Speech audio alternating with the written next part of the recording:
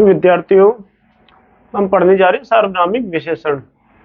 जो सर्वनाम प्लस एक प्रत्यय के योग से बना और सर्वनाम मूल शब्द है उसमें, इसीलिए इसको सार्वनामिक विशेषण भी कहते हैं।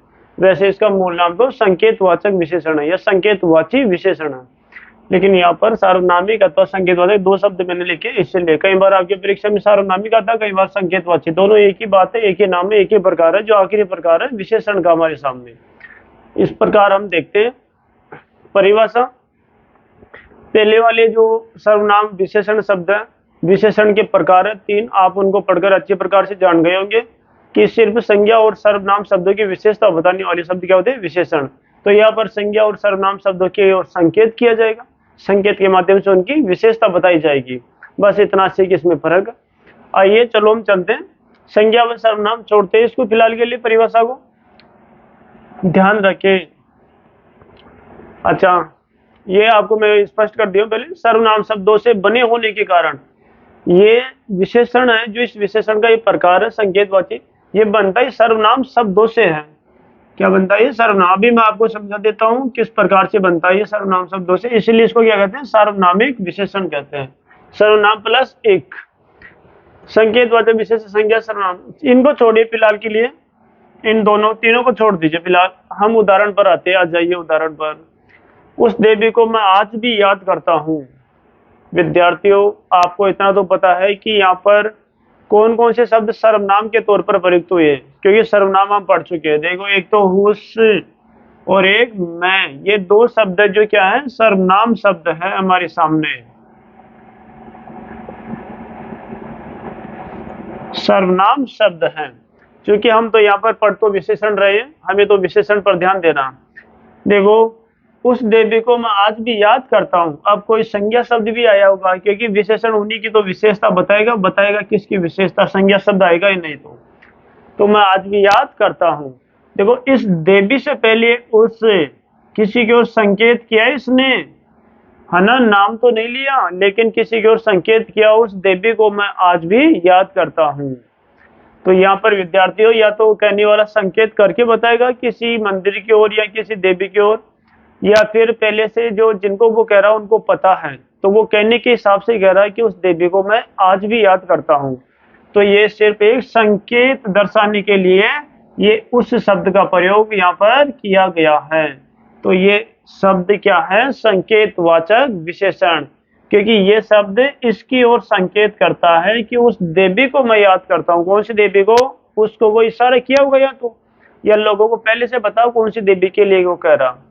दूसरा, वे बच्चे दौड़ रहे हैं, इस शब्द को आप हटा दो थोड़ी देर के लिए। बच्चे दौड़ रहे हैं, आपने जिसको कहा है वो नहीं समझ पाएगा कौन से बच्चे दौड़ रहे हैं, तो आप उसको इशारा करके बताओगे वे बच्चे दौड़ रहे हैं हाथ से।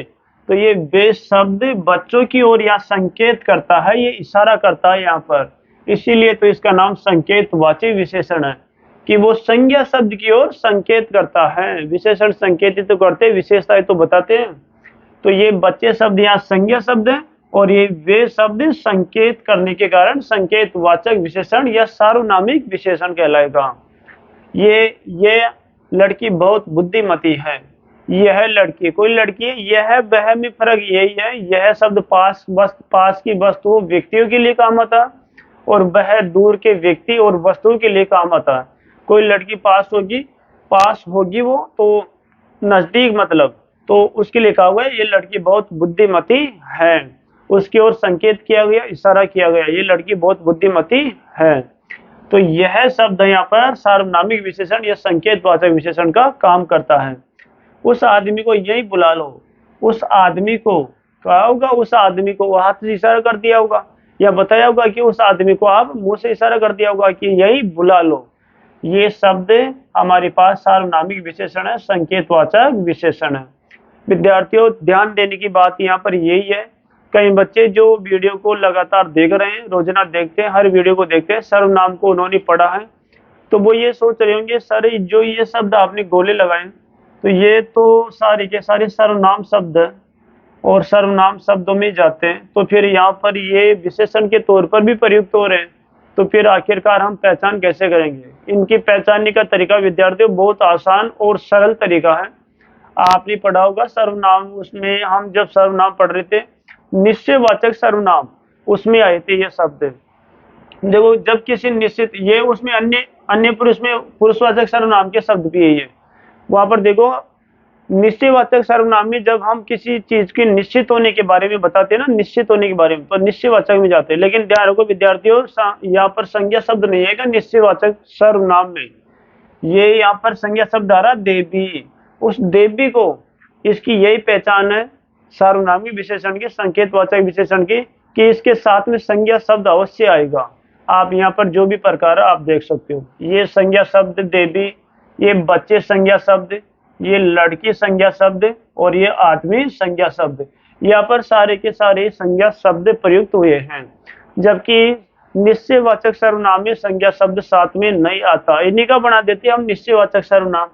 उस देवी को मैं आज भी याद करता हूँ, उसको मैं आज भी याद करता हूँ, इसका ये बन जाएगा, फिर निश्चयवाचक में चला जाएगा। वे बच्चे दौड़ रहे हैं, अभी इसका लिखो वे दौड़ रहे हैं, बच्चे शब्द को हटा दो आप, बस निश्चयवाचक सर्वनाम बन गया। और बच्चे को जोड़ दोगे, वे बच्चे दौड़ रहे, तो फिर ये बन जाएगा संकेतवाचक विशेषण। ये लड़की बहुत बुद्धिमती है, यह बहुत बुद्धिमती है, कोई लड़की आई उसको देखेगा ये बहुत बुद्धिमती है, बस निश्चयवाचक सर्वनाम में चला जाएगा। उस आदमी को यहीं बुला लो, उस आदमी को यहीं, उसको यहीं बुला लो, बस निश्चयवाचक सर्वनाम में चला गया। लेकिन ध्यान रखिए विद्यार्थियों, संज्ञा शब्द अगर साथ में आ गया, इन शब्दों के संकेत करने वाले शब्दों के निश्चित रूप से आपके सामने सार्वनामी विशेषण प्रयुक्त हो जाएगा। अगर संज्ञा शब्द नहीं है साथ में, बिल्कुल निश्चय रूप से आपके सामने निश्चयवाचक सर्वनाम प्रयुक्त हो जाएगा। ठीक है विद्यार्थियों, ये हमारा जो सार्वनामिक विशेषण था, ये इसका उदाहरण है। उदाहरण हम पढ़ चुके हैं, स्पष्ट कर चुके हैं इसको, 4 उदाहरण। आपको जो मैंने छुड़वाया था, सामान्य परिभाषा पर आ जाइए।